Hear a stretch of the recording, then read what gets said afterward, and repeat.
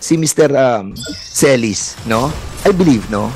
Yung pagiging puso at yung kanyang puso at sa kanyang isipan, yung pagiging kadre niya, he is not properly rehabilitated. It's always been there.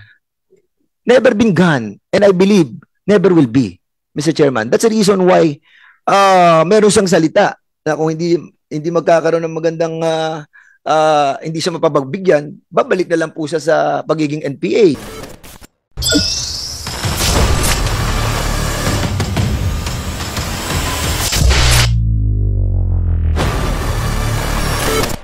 So mga kabanat, mayroon lang ako i-share sa inyong video, no? Itong pagsasalita ni Congressman ano pa pangalan nito? Congressman Fernandez, no? Ito may issue pa, may patungkol ito kay Ka Eric eh. Medyo kayo nang umusga dito mga kabanat. Para sa akin kasi sinabi niya dito mga kabanat, parang si Ka Eric hindi daw nawawala ang pagiging kadre. Parang tema daw ng pananalita at mayroon pa daw binitawan si Ka Eric, kapag hindi siya napagbigyan ay babalik na lang sa pagiging NPA. Yun daw ang sinabi ni Ka Eric. Sa akin paano yan, hindi nyo nakukuha yung kanyang gusto. Una, gusto ni Ka Eric tumulong sa bansa para mahinto na itong manipulation ng mga makakaliwa. Ang problema, itong congressman mga congressman hindi naman tinutulungan. So parang todo kayod si Ka Eric para matulungan itong gobyerno. Itong congressman naman ito, todo taboy kay Ka Eric. Yun ang masama. Talagang kung idadaan natin sa matitinong isipan, itong congressman, sila yung pabigat minsan sa bansa eh. Totoo lang, basta sabihin pa nila, I'm elected official. Elected ka nga kasi no choice naman ng tao eh. Palagay nyo, kung yung mga Pilipino dito mayroong boboto na matitino, iboboto kayo, tumakbo kayo eh. Diba? Pero dapat yung paningin nyo sa tao, hindi yung para sa ilan. Nakakalungkot eh. Nasundan natin tingnan yung si Ka Eric kasi nandun yung puso niya na gustong tulungan ng gobyerno kasi nandun na siya sa dating kalagayan, no? Na alam niya yung kalakalan, alam niya kung paano ni-recruit. Tinutulungan na nga yung gobyerno kung paanong paraan sa pag-recruit. Itong mga hunghang, no? Masasabi nakakainis eh. Alam mo nakakairita, nakaka-high blood itong mga congressman talaga na ito. Panoorin niyo itong mga kabalat. Kung gaano sila kapuro lang utak, kung gaano nakakalungkot. Magagalit minsan makarinig ng masamang salita. Pero kasalanan din nila parang mga ewan ko, ano bang klaseng mga congressman naman.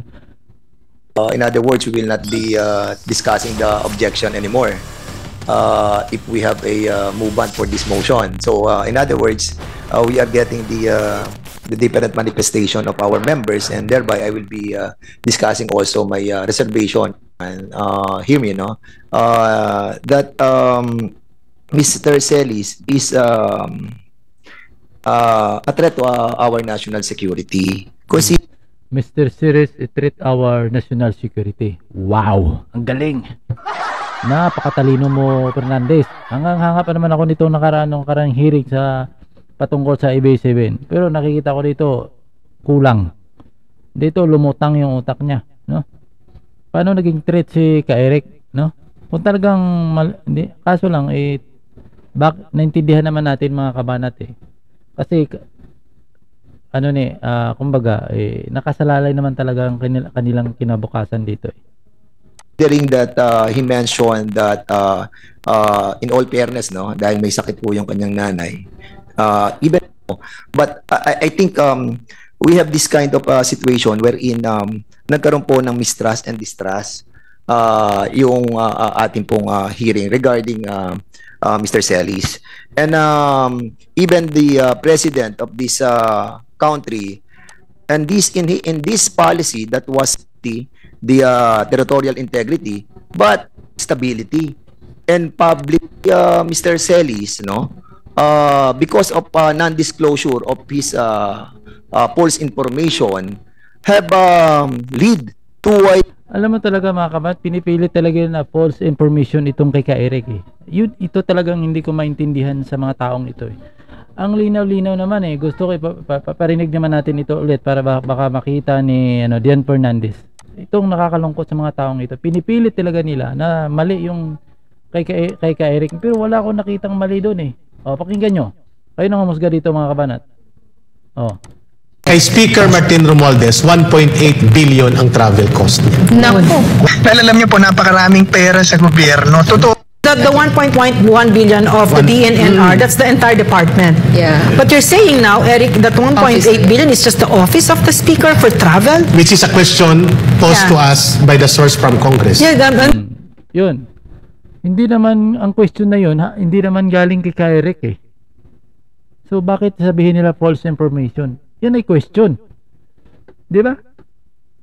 Hindi ko maintindihan talaga. Kaso lang, alam nyo bakit sila nanggagaliiti ngayon dito mga kabanat. Itong last na sinabi ni Eric, ito. Source from Congress. Yeah. Yun. Yung source from Congress. Yun ang kinakatakot nila mga kabanat. Ito yung makikita mo talaga kung gaano, kung paano talaga itong mga congressman masasabi nila, naglilingkod kami sa bayan. Maniwala ka kaya dyan? Maniwala kaya dyan? Sasabihin nila si Eric nagpapaano? Dating kadre yan. Tingnan nyo, itong mga congressman, di ba? Napakarami nang isiniwalat nitong si Eric. Ni minsan ba may pumasok sa utak nitong mga congressman na sabihin, magkanda kaya tayo ng hearing. Ito ay threat din yan sa ating security. Itong sinasabi ni Eric, baka malaman natin kung sino ba talaga yung mga ano niyan. Wala eh. Kahit yung sabihin ni Eric, yung mayroon dyan nakapasok sa Congress na mga ano, itong mga congressman ay nababahala ba? Nag-alala ba? Wala eh. Kalungkot mga kabanan. Tuloy natin. Animosity and adversity between the upper and the lower chamber. And as a matter of fact, Mr. Chairman, ako mismo, yung mga empleyado ko, hindi lang naman po tayo nag-aaproba ng budget dito ng different departments. We also have a constant daily communication with the Baka natatakot ng mga itong congressman, Baka natatakot kasi malalaman kung saan nila ginagastos talagang kwarta nila. Kasi yung sinabi ni Eric na source from Congress, malay mo, yung mga empleyado pala nito mga congressman na ito, ipapalabas yung mga kung saan nila ginamit ang kanilang pondo, natatakot sila. Parang yun siguro yung term talaga kaya hinahabol nila ito. Different employees of the upper chamber. We are amending laws, we are drafting and crafting house bills, and we have a constant communication with them. Yung isang empleyado, Mr. Chairman, kausap yung isang empleyado ng senador. Ang tawag sa atin, mga traidor. Ang tawag naman natin sa kanila, mga hudas. And this is causing political instability and also involving the public in this issue. So much more that political instability is being created. Mismo pong si Mr. Celis, no? I believe, no? Yung pagiging puso at yung kanyang puso at sa kanyang isipan, yung pagiging kadre niya, he is not properly rehabilitated. It's always been there. Never been gone. And I believe, never will be, Mr. Chairman. That's the reason why meron siyang salita na kung hindi magkakaroon ng magandang hindi siya mapapagbigyan, babalik na lang po siya sa pagiging NPA. So, yan ang problema. So, kaninong kasalanan yun palagay nyo mga kabanat? Kung totoo man itong binanggit ni Eric na ito, sinabi ni Dan Fernandez, kanino kayang kasalanan? Diba? Nasa inyo din yan, no? Nasa mga congressman dahil ginipit nyo eh. Hindi nyo pinakinggan mabuti niya yung explanation. Diba? Ginipit nyo ng husto, ipinilit nyo ang kanyang kagustuhan. Pinipilit nyo na nagpapakalat ng false information itong sa Eric. Sa katotohanan, wala naman. Nagpadaig kayo sa mga nasa palibot sa inyo. No? Nagpapadaig kayo na nasa palibot nyo na ida-down itong si Eric dahil nga may mga tao din nga gustong i-down si Eric. Nagpapagamit kayo. So, kung bumalik mo yan sa dating niyang gawain, walang ibang sisin kundi kayo din naman, mga congressman kayo. Bakit ba bakit ba yung mga mga tao na yan ay umakyat sa bundok? Dahil kakagawan din ninyo, no? Tingnan niyo kung bumalik si Eric yan, wag naman sana, pero kung bumalik naman talaga yan sa dati niyang gawa, kasalanan niyo yan, mga kasalanan ito ng mga congressman na ito. Dahil hindi nila pinakinggan si Eric, hindi nila inappreciate yung mga isinasabi ni Eric, bagkos ginawa pang masama. Living in a democracy. So yun lang mga kabanat, nakakalungkot. Pero sa tingin ko, itong kung talagang totoo man itong sinabi ni Dan Fernandez, walang ibang sisihin ko dito mga congressman.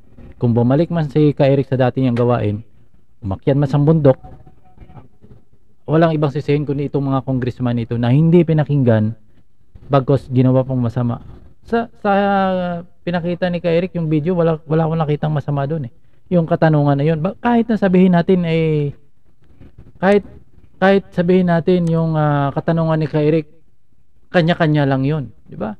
Wala akong nakitang masama doon eh. Kung galit siya kay bakit wala bang galit, halimbawa galit si Ka-Eric kay Martin Romualdez, halimbawa lang gamitin natin. So binatikos niya, di ba? So ano ka?